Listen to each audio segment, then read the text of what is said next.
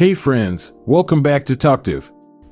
Today we explore about Turkey's Ilisu Dam and why this dam is most controversial project in the history of Turkey. A massive hydroelectric plant and impoundment dam located about 35 miles downstream will obliterate much of this splendor. The waters that will soon back up behind the Ilisu Dam will transform nearly 90 miles of the Tigris and another 150 miles of its tributaries into a vast reservoir that will submerge nearly 200 villages and displace an estimated 80,000 people. The drowned settlements will include the Pearl of Hasankeyf, whose cultural heritage, ancient churches, caves, and tombs attests to the presence of some of the first large human communities 10,000 years ago. The flooding, as well as the surge of water releases downstream, also threatens endangered species such as the Eurasian otter, the marbled duck, and the red-wattled lapwing.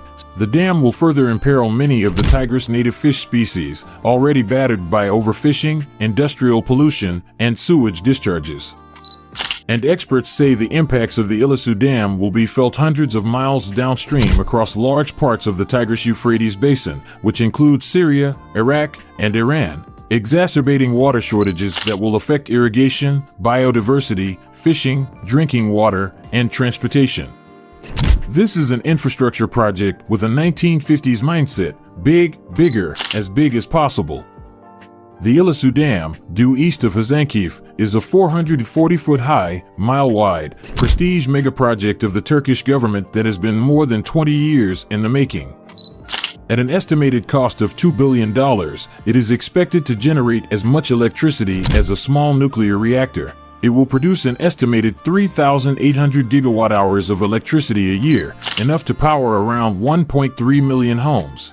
The Turkish government has praised the dam project as an abundant source of carbon-free electricity, but scientists and affected residents say the dam will exact a high human and environmental toll. The Ilisu Dam is one of the biggest of the project's 22 dams and 19 power plants. Most of the other hydropower projects have already been built on Turkish rivers, including up and down the storied Euphrates River, which flows roughly parallel to the Tigris before joining it north of Basra, Iraq, to form the Shatt al-Arab River. As other types of renewable power generation become cheaper and more widespread, hydropower projects globally are coming under increasing scrutiny.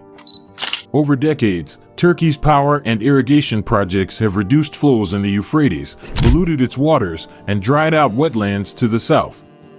Iraq claims that Turkey's dams and hydropower plants have reduced water to Iraq by 80%. In balance, we would conclude that those concerned for the cultural and archaeological heritage have rather more to gain than lose from the construction of the Ilisu Dam on the terms set out in December 1999 by the UK government. Were the Ilisu Dam project not to go ahead, it is far from clear that present levels of international public interest and government funding for the cultural investigation of the area can be maintained. The area is remote and facilities for tourism are limited.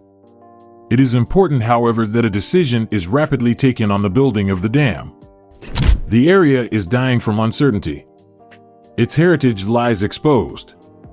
Guys, our today's video ends here. Please subscribe Talktive for more mega construction projects. Thanks for watching.